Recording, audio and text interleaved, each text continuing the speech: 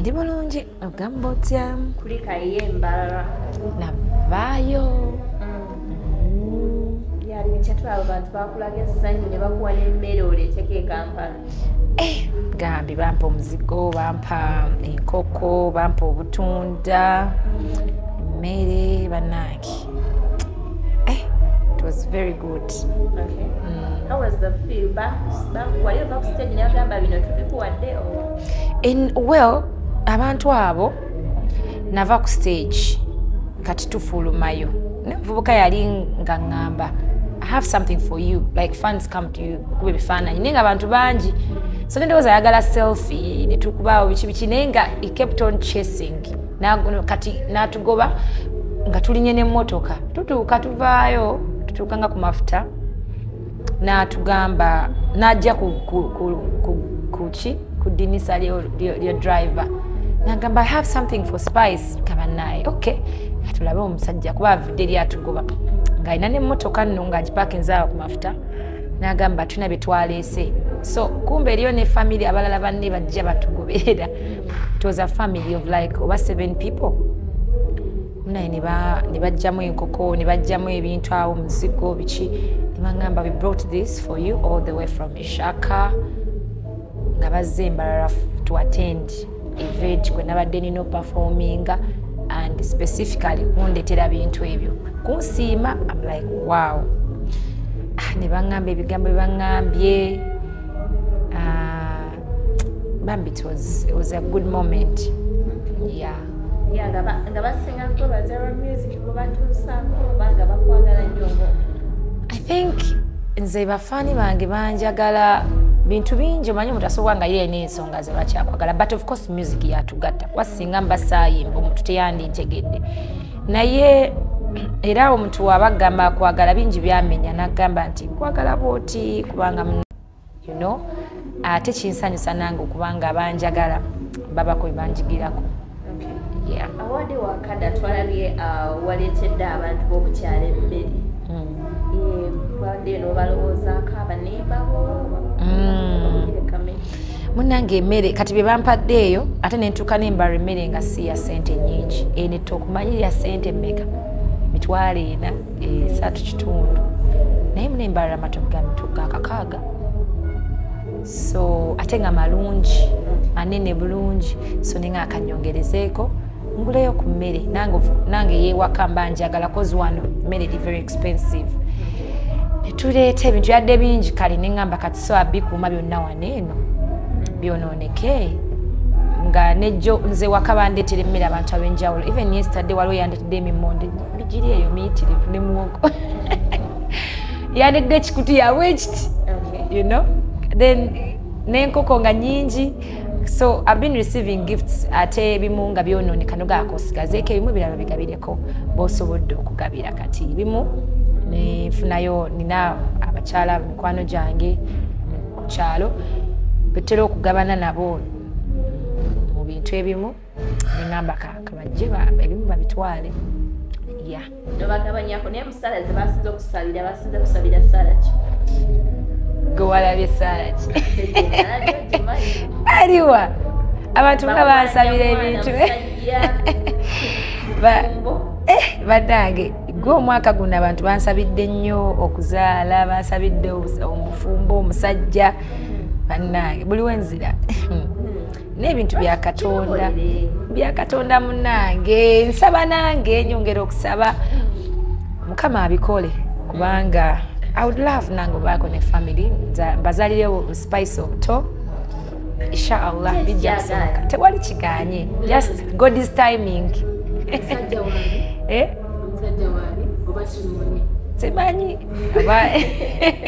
Simanyi oba aliwo oyo Katonda gwantegekedde okubeera nga isaalongo timbe ku billboard abanoonya sibeerako ku billboard. Omukazi omulungi abeera ku katale omukazi omulungi bamutwalirawo.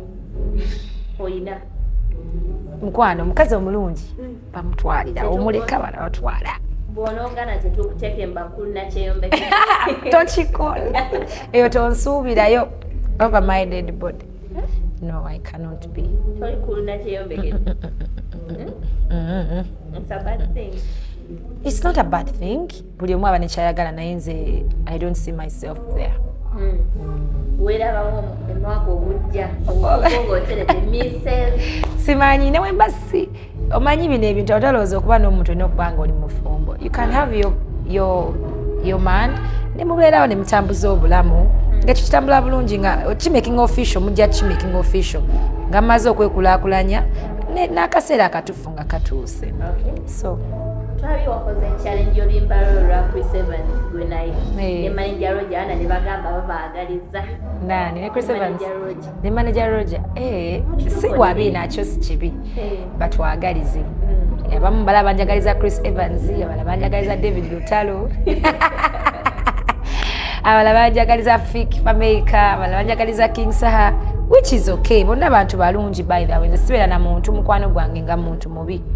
Abala abigaite bamunjagaliza yekyali wange bulungi nnyo naye, but I don't think ndoza bala batutumakinga bulungi no yes abayimbi ze n'abayimbi but ndoza balina bebatwagala awo but bya Katonda tomanyi Katonda tomanya kyakutegekedde tomanya ani gwakutegekedde era yenna gwategekedde manyi ajja okuba owange mulinze oba gwe nnina yoyo oba anajja tomata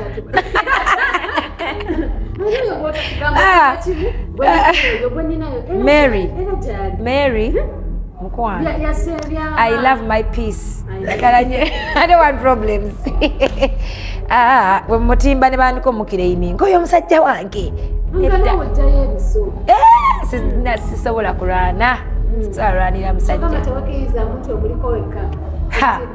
ebyennaku zino omusajja essaawa yonna akuswaza mama tetubiraba ku social media ndeka kaba kukyawe in silence in silence you move on in silence byonna in silence yeah abantu mu comment sections wazirabyeko nga bakwagaliza nga banjagalizaki wabadde naye nobagamba temusala bigambo ani yenna manager jango kiriko kale kyoyina omumanya ng'egyo omumbuza ali singo era genda wewandiise ewange munagendedda manager wange mukwano gwange nnyo era saagala kintu kigenda tuwaawula kozi katwafuka family twafuka bawamu so enamwagala waali ali singo naye nze siri singo amwagala ayitamu gwe waliwo abalabaga ono besti wange naye saagala nze siri bwetu simanya bagwe gwabadde nayo babakyali okay but nosobola owaayo proposal nze mundekesaganya okwogera bintu by'abantu simanyi jja mwewuliza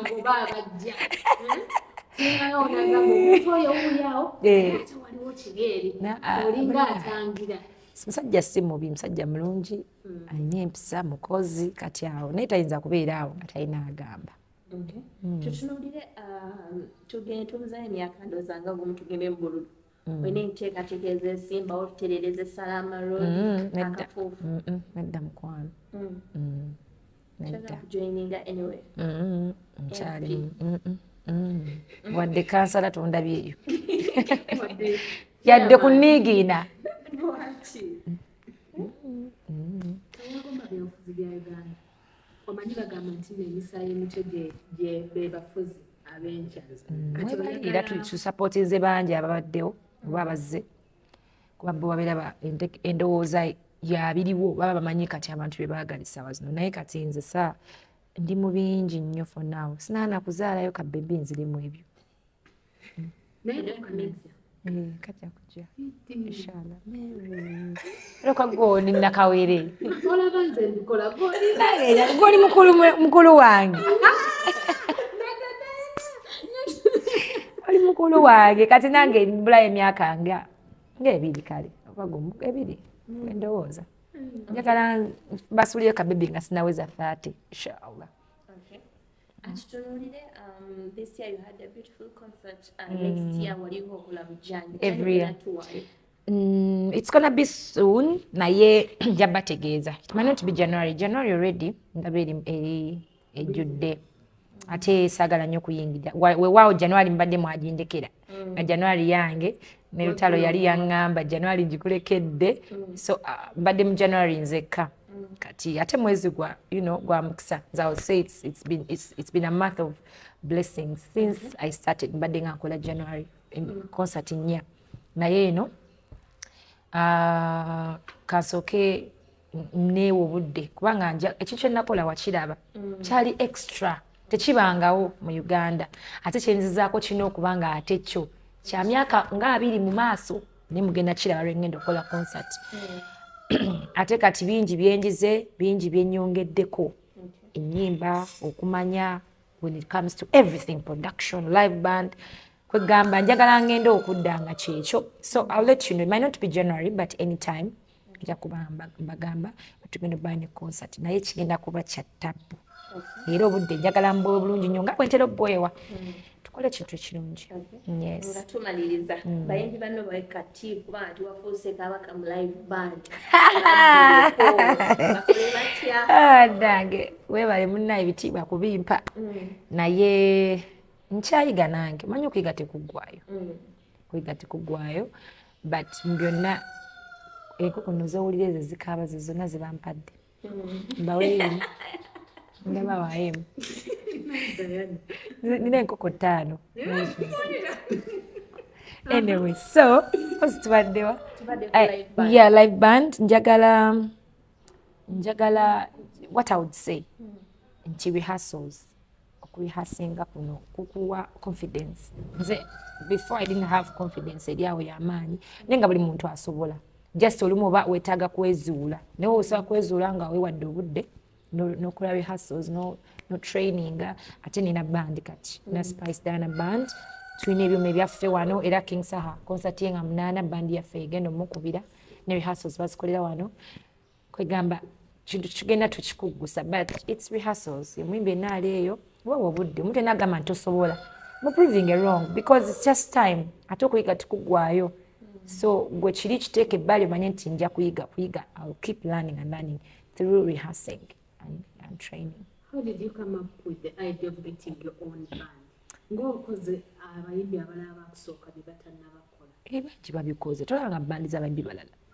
Bangi balina bandi kubanga nze engeri entambuddeko nga nnyimba ebitundu ebyenjawulo all over the country wesanga nga bantu bagala live band music omuntu omuyimbira CD abanga amubbye kaje tukomye okutambula kozi nze mbadde ne tours omwezi mulamba ng'oli mu tour yonana gy'oyimbye ovaayo ng'otegedde abantu kye baagala ate ogenda okwesanga nga 90% abantu bagala live band music era nga otadde live band music okuba booti nojjuza kati noddayo next time nga bagamba ono ye wa kintu kiri real si bya CD kuba kudduka so ekyo nakitegeera ne management yange ne tutuula ne tumanya nti tugenda funa ebyuma byaffe tutumye ebyuma tukola rehearsal space netandika rehearsinga era ogenda okwesanga nga yonna gye tutambulidde nga tukola live band ne band yange kibadde kirungi nnyo kitegeeza nti baagala owulira lukoba ku lukoba they want to have that feel of the real music awulire guitar awulire piano awulire sound nga kyekyo